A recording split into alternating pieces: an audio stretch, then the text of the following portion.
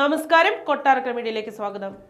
Tesla CEO Elon മസ്കിന്റെ സന്ദർശനത്തിന് മുൻപ് സാറ്റലൈറ്റ് അധിഷ്ഠിത ഇന്റർനെറ്റ് സേവനമായ സ്റ്റാർലിങ്കിന് കേന്ദ്ര സർക്കാർ അനുമതി നൽകുമെന്ന് സൂചന.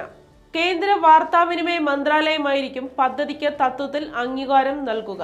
അനുമതിക്കുള്ള അപേക്ഷ ഇപ്പോൾ കേന്ദ്ര വാർത്താവിനിമയ മന്ത്രി അശ്വിനി വൈഷ്ണവിന് മുമ്പാകെയാണെന്നാണ് സൂചന.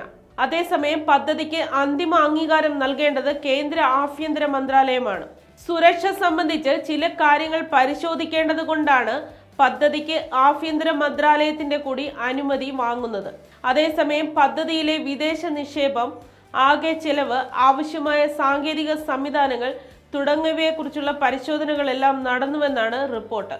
സ്റ്റാർലിങ്കിന് വൈഷ്ണവ് അനുമതി നൽകിയാൽ സാറ്റലൈറ്റ് അധിഷ്ഠിതമാക്കിയുള്ള ഗ്ലോബൽ മൊബൈൽ പേഴ്സണൽ കമ്മ്യൂണിക്കേഷൻ സേവനത്തിനുള്ള ലൈസൻസ് മസ്കിന്റെ സംരംഭത്തിന് ലഭിക്കും.